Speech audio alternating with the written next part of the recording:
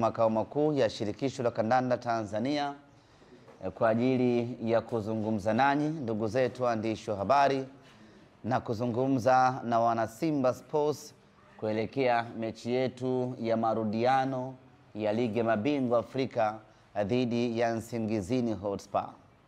Lakini inawezekana ninyi pamoja na wengine wamekuwa na maswali, imekuwaje mkutano wa wanahabari na Simba Sports Club ukafanyike kwenye makao makuu ya Shirikisho la Kandanda nchini Tanzania.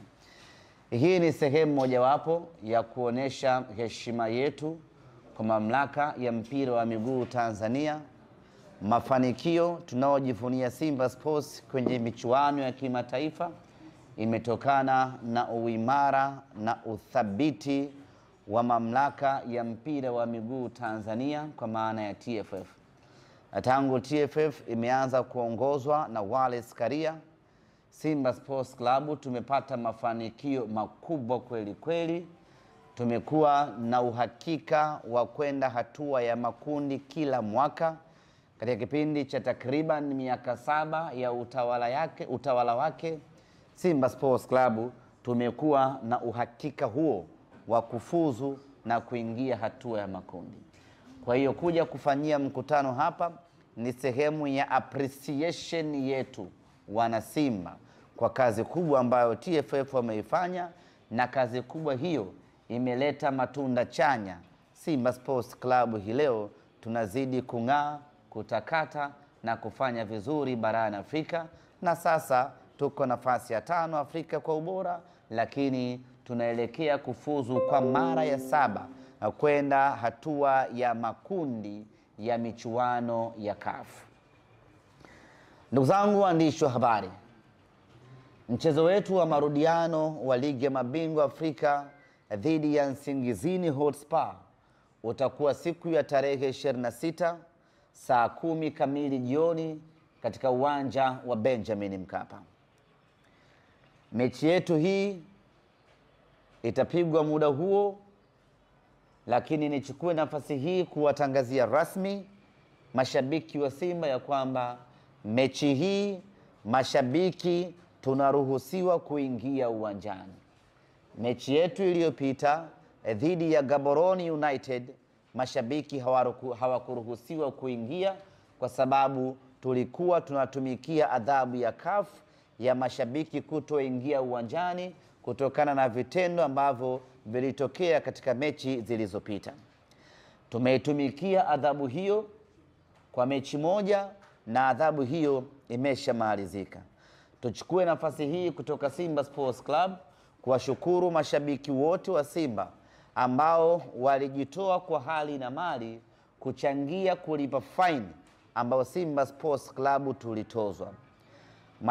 Makusanyo hayakuwa makubwa sana ya kuridhisha, lakini hicho kidogo ambacho mashabiki wamejitolea tutachanganya na nyingine kutoka Simba Sports Club tulipe hiyo faini, lakini adhabu yetu tayari imeshamalizika na sasa tuko huru mashabiki kuingia uwanjani katika mchezo wetu wa tarehe 26. Pamoja na kwamba tayari adhabu yetu imemalizika, lakini tuna kila sababu ya kukemeana wenyewe kwa wenyewe wana Simba, na sisi viongozi wa Simba tunakemea kwa nguvu zote vitendo vya utovu wa nidhamu, vitendo visivyokuwa vya kimichezo, vitendo ambavyo vinatupelekea Simba kuadhibiwa na mashabiki kutoruhusiwa kuingia uwanjani. Tunakwenda kwenye mchezo wetu wa tarehe 26. Ni marufuku shabiki yoyote kuwasha fireworks, kuwasha baruti, kuwasha mamoto yenye moshi.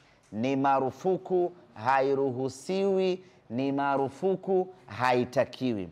Hairuhusiwi shabiki yoyote kuvamia uwanjani kwa maana ya pitch. Hayo ndio mambo ambayo kwa misimu hii miwili yametuathiri na kupelekea kufungiwa kutoingiza mashabiki uwanjani. Kwa hiyo tuanze sisi wenyewe mashabiki kuangaliana majukwaani.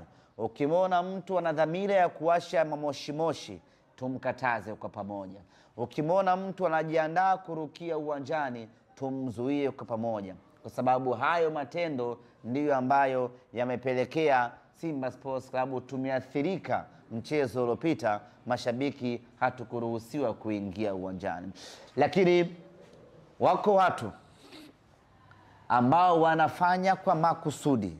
Sio shabiki wa Simba, anavaa jezi ya Simba, ananunua tiketi ya Simba, anakuja uwanjani na anafanya vitendo vya kihuni vya kuingia uwanjani kwa lengo la kutaka kuchafua taswira ya Simba Sports na kwa lengo la kutaka kutuharibia Simba Sports Club.